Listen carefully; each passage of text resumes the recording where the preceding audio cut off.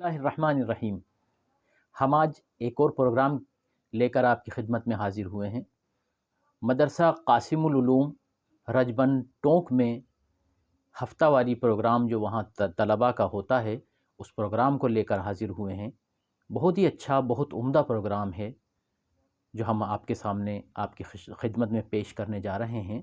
इस प्रोग्राम में मुख्तलिफ़ किस्म के प्रोग्राम तलबा ने पेश किए।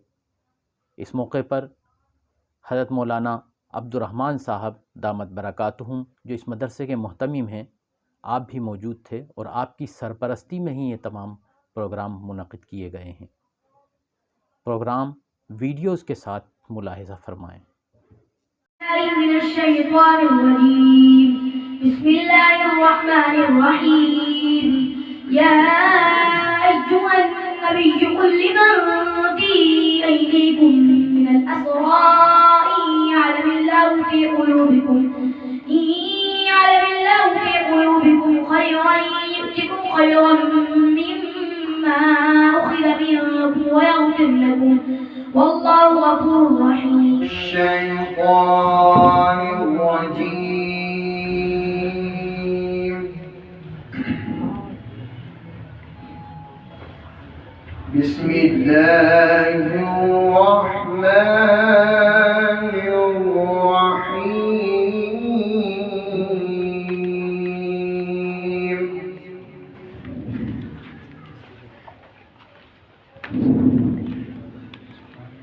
وسيق الذين اتقوا ربهم إلى الجنة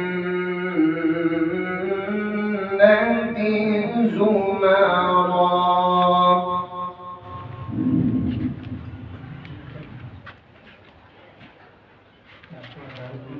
حتى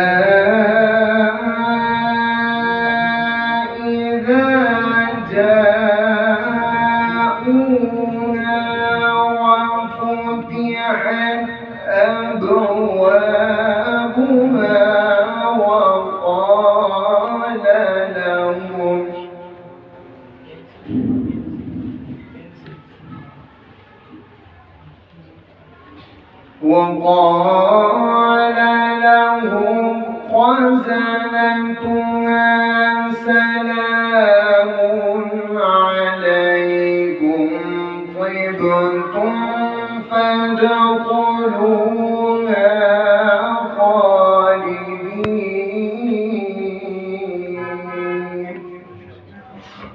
الحمد لله الذي أكرمنا بصيام شهر رمضان وأنزل فيه القرآن، وأشهد أن لا إله إلا الله ذو الجلال والإكرام، وأشهد أن محمدًا عبده ورسوله الذي أرسل إلى الإنس والجان.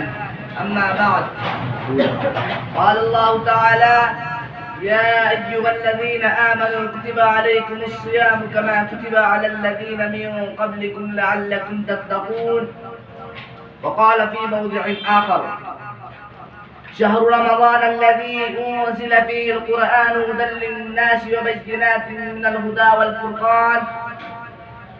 إخواني الكرام، رئيس الحفلة المبجل وإخوتي الأفاضل والمستمعون الأكارم، إن الحمد والمنة كليهما لله الذي اصطفاني منكم لهذه الخدمة، وإن لم أكن أهلا وجديرا بهذا المنصب لقلة الموهبة وضيق البضاعة، فها أنا أريد اليوم أن أخطب أمامكم حول الموضوع الصيام، فالمرجو منكم الاستماع برغبة تامة.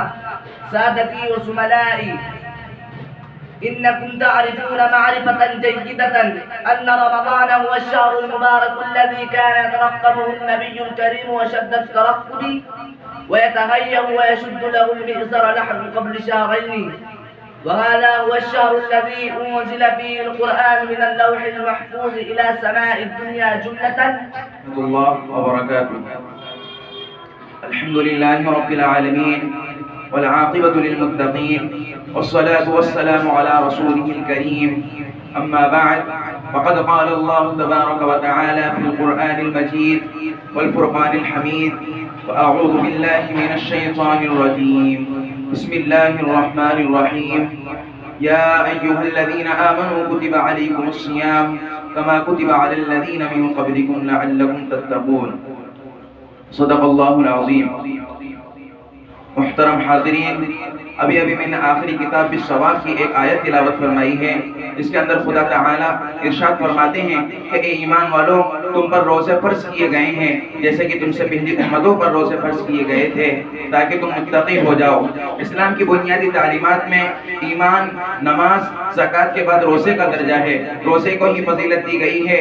جو شخص ماہ رمضان کا ایک بھی روزہ چھوڑ دے وہ بہت گنہگار انسان ہے۔ ہمارے اور تمہارے آقا شہنشاہ بطحہ تاجدار مدینہ سرور کائنات صلی اللہ علیہ وسلم نے ارشاد فرمایا کہ جو شخص بلا وجہ سے ماہ رمضان کا ایک بھی روزہ چھوڑ دے تو تمام عمر روزہ رکھیں تو اس کا حق ادا نہیں کر سکتا۔ روزہ صرف مسلمانوں کے اوپر ہی فرض نہیں ہے بلکہ ہندو ہو یا عیسائی یا موسیٰ یا بدھ ہو، انہوں کے اوپر کسی نہ کسی شکل کے اندر روزے کو فرض کر دیا گیا ہے۔ تورات اور انجیل کے اوراق گواہ ہیں اور تاریخ کے اوراق گواہ ہیں کہ روزہ ایک ایسی عبادت ہے جو ہر دور کے اندر کری گئی ہے۔ روزہ کیا ہے؟ روزہ ایک ایسا عمل ہے جو ہمیں فرشتوں کی صفوں کے اندر لا کر کھڑا کر دیتا ہے۔ نہ وہ کھاتے ہیں نہ پیتے ہیں اور اپنی تمام زندگی کو خدا تعالیٰ کے احکام کے مطابق گزار دیتے ہیں، اور ہمیں چاہیے کہ خدا تعالیٰ کے حکم کے مطابق ہماری زندگی گزاریں۔ اگر وہ کہیں کہ چلو تو ہم چل پڑیں، اگر وہ کہیں کہ رکو تو ہم رک جائیں، اگر وہ کہیں کہ کھاؤ تو ہم کھا لیں، اگر وہ کہیں کہ نہ کھاؤ تو ہم نہ کھائیں۔